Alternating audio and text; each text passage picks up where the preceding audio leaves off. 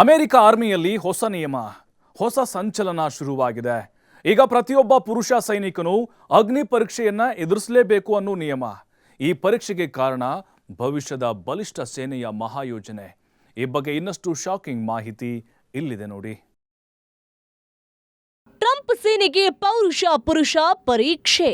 ಅವರೇ next generation fighter. ಭೂಮಿಯಲ್ಲಿ ಗೆಲುವು ತೀರ್ಮಾನಿಸುವುದು ಕೇವಲ ಬಂದೂಕುಗಳಲ್ಲ, ಸೈನಿಕನ ಮನಸ್ಥೈರ್ಯ, ಧೈರ್ಯ, ತಕ್ಷಣದ ನಿರ್ಧಾರ ಮತ್ತು ದೈಹಿಕ ಸಾಮರ್ಥ್ಯವೂ ಕಾರಣ ಆಗಿರುತ್ತೆ. ಇದೇ ಉದ್ದೇಶ ಇಟ್ಕೊಂಡು ವಿಶ್ವದ ಅತ್ಯಂತ ಬಲಿಷ್ಠ ಸೇನೆಗಳಲ್ಲಿ ಒಂದಾದ ಅಮೆರಿಕ ಸೇನೆ ತನ್ನ ಸೈನಿಕರನ್ನ ಕೇವಲ ಫಿಟ್ನೆಸ್ ನಿಂದ ಮಾತ್ರ ಅಲ್ಲ, ದೇಹದ ಹಾರ್ಮೋನ್ ಮಟ್ಟದ ಆಧಾರದಲ್ಲಿಯೂ ಪರೀಕ್ಷೆ ಮಾಡಲು ಮುಂದಾಗಿದೆ.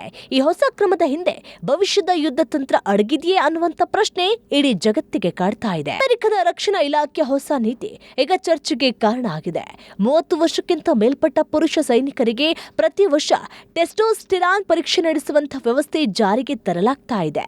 ಇದೇ ವಿಚಾರವನ್ನ ಅಮೆರಿಕದ ರಕ್ಷಣಾ ಕಾರ್ಯದರ್ಶಿ ಪೀಟ್ ಹೆಗ್ಸೆತ್ ಕೂಡ ಸ್ಪಷ್ಟವಾಗಿ ಹೇಳಿದ್ದಾರೆ. At the Department of War, we have the most elite warriors on the face of the earth. Every single day, you are pushed to your absolute physical and mental limits to master the profession of arms. We demand your all, and you give it. But while we invest heavily in our weapon systems, platforms, and gear, our most decisive tactical advantage will always be the individual warfighter.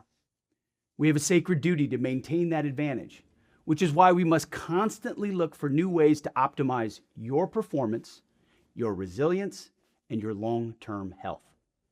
And to meet that commitment today, I'm authorizing a new screening program for testosterone deficiency for our service members, ensuring you have the right testosterone levels to operate at your absolute best.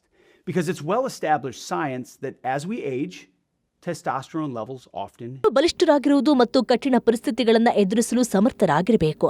ಸೈನಿಕರು ಎಲ್ಲಾ ಸಂದರ್ಭಗಳಲ್ಲಿ ಎಲ್ಲಾ ರೀತಿಯ ಸವಾಲುಗಳನ್ನು ಸಮರ್ಥರಾಗಿರುವುದು ಮತ್ತು ಆಧುನಿಕ ಯುದ್ಧ ಭೂಮಿಯ ಬೇಡಿಕೆಗಳಿಗೆ ಮಾನಸಿಕವಾಗಿ ಸಿದ್ಧರಾಗಿರುವುದು ಈ ಪರೀಕ್ಷೆಯಿಂದ ಸಹಾಯ ಆಗಲಿದೆ. ಇದೇ ಈ ಪರೀಕ್ಷೆಯ ಅಸಲಿ ಉದ್ದೇಶವಾಗಿದೆ.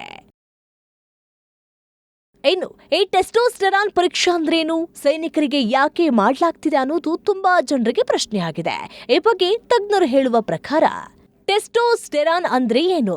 ಇದು ಪುರುಷರಲ್ಲಿ ಪ್ರಮುಖವಾಗಿ ಉತ್ಪತ್ತಿಯಾಗುವ ಹಾರ್ಮೋನ್. ಮುಖ್ಯವಾಗಿ ವೃಷಣಗಳಲ್ಲಿ ಉತ್ಪತ್ತಿಯಾಗುವ ಈ ಹಾರ್ಮೋನ್ ಇದು ಸ್ನಾಯುಗಳ ಬೆಳವಣಿಗೆಗೆ ಸಹಕಾರಿಯಾಗುತ್ತೆ, ಮೂಳೆಗಳ ಬಲವನ್ನ ಕಾಪಾಡುತ್ತೆ, ಶಕ್ತಿ ಮತ್ತು ಸಹಿಷ್ಣುತೆಯನ್ನ ಹೆಚ್ಚು ಮಾಡುತ್ತೆ, ಸಂತಾನೋತ್ಪತ್ತಿಯಲ್ಲಿ ಪ್ರಮುಖ ಪಾತ್ರವನ್ನ ವಹಿಸುತ್ತೆ, ಆತ್ಮವಿಶ್ವಾಸ ಮತ್ತು ಸ್ಪರ್ಧಾತ್ಮಕ ಮನೋಭಾವಕ್ಕೂ ಸಂಬಂಧಿಸಿದೆ. ಇನ್ನು ಟೆಸ್ಟೋಸ್ಟೆರಾನ್ ಹೆಚ್ಚು ಇದ್ರೆ ವ್ಯಕ್ತಿ ಸ್ವಯಂಚಾಲಿತವಾಗಿ ಹೆಚ್ಚು ಆಕ್ರಮಣಕಾರಿ ಅಥವಾ ಉತ್ತಮ ಸೈನಿಕ ಆಗ್ತಾನೆ ಎಂಬುದಕ್ಕೆ ವೈಜ್ಞಾನಿಕವಾಗಿ ನೇರ ಸಾಕ್ಷ್ಯ ಇಲ್ಲ. ಯುದ್ಧ ಸಾಮರ್ಥ್ಯವನ್ನ ನಿರ್ಧರಿಸುವಲ್ಲಿ ತರಬೇತಿ, ಮಾನಸಿಕ ಸ್ಥಿರತೆ, ತಂಡದ ಕೆಲಸ, ಅನುಭವ ಮತ್ತು ನಾಯಕತ್ವವೂ ಅಷ್ಟೇ ಮುಖ್ಯ. ಅಮೆರಿಕ ಸೇನೆ ಈ ಪರೀಕ್ಷೆಗೆ ಒತ್ತು ನೀಡ್ತಾ ಇದೆ. ವಯಸ್ಸು ಹೆಚ್ಚಿದಂತೆ ಕೆಲ ಪುರುಷರಲ್ಲಿ ಟೆಸ್ಟೋಸ್ಟೆರಾನ್ ಮಟ್ಟ ಕಡಿಮೆ ಆಗಬಹುದು. ಇದರಿಂದ ಆಯಾಸ, ಸ್ನಾಯುಬಲ ಕುಸಿತ, ಶಕ್ತಿ ಇಳಿಕೆ ಮತ್ತು ದೈಹಿಕ ಕಾರ್ಯಕ್ಷಮತೆ ಮೇಲೆ ಪರಿಣಾಮ ಬೀಳಬಹುದು. ಈ ಬದಲಾವಣೆಗಳನ್ನು ಬೇಗ ಗುರುತಿಸಿ ಅಗತ್ಯ ಇದ್ರೆ ವೈದ್ಯಕೀಯ ಮೌಲ್ಯಮಾಪನ ಮತ್ತು ಚಿಕಿತ್ಸೆ ನೀಡುವುದು ಈ ಕ್ರಮದ ಉದ್ದೇಶ ಆಗಿರಬಹುದು. ಭವಿಷ್ಯದಲ್ಲಿ ಯುದ್ಧದ ಸ್ವರೂಪ ಬದಲಾಗ್ತಾ ಇದೆ. ಇಂದು ಗೆಲುವು ಕೇವಲ ಶಸ್ತ್ರಾಸ್ತ್ರಗಳಿಂದ ಬರುವುದಿಲ್ಲ. ಆರೋಗ್ಯವಂತ, ಮಾನಸಿಕವಾಗಿ ದೃಢ ಮತ್ತು ದೈಹಿಕವಾಗಿ ಸಜ್ಜಾದ ಸೈನಿಕರು ರಾಷ್ಟ್ರದ ರಕ್ಷಣೆಯ ಪ್ರಮುಖ ಆಧಾರ. ಆದರೆ ಈ ಹೊಸ ಕ್ರಮ ಇನ್ನೊಂದು ಚರ್ಚೆಯನ್ನು ಹುಟ್ಟುಹಾಕಿದೆ.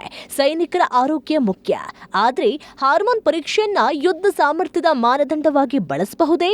ಈ ಪ್ರಶ್ನೆಗೆ ಇನ್ನೂ ಸ್ಪಷ್ಟ ವೈಜ್ಞಾನಿಕ ಉತ್ತರ ಸಿಕ್ಕಿಲ್ಲ. ಹಾಗಾಗಿ ಈ ಕ್ರಮವನ್ನ ಕೇವಲ ಹೆಚ್ಚು ಆಕ್ರಮಣಕಾರಿ ಸೈನಿಕರನ್ನ ಸೃಷ್ಟಿಸುವ ಯೋಜನೆ ಅಂತ ನೋಡೋಕ್ಕಿಂತ ಸೈನಿಕರ ಆರೋಗ್ಯ ಮತ್ತು ಕಾರ್ಯಕ್ಷಮತೆಯ ಮೇಲ್ವಿಚಾರಣೆಯ ಒಂದು ಭಾಗವಾಗಿ ನೋಡುವುದು ಉತ್ತಮ ಆಗಿದೆ.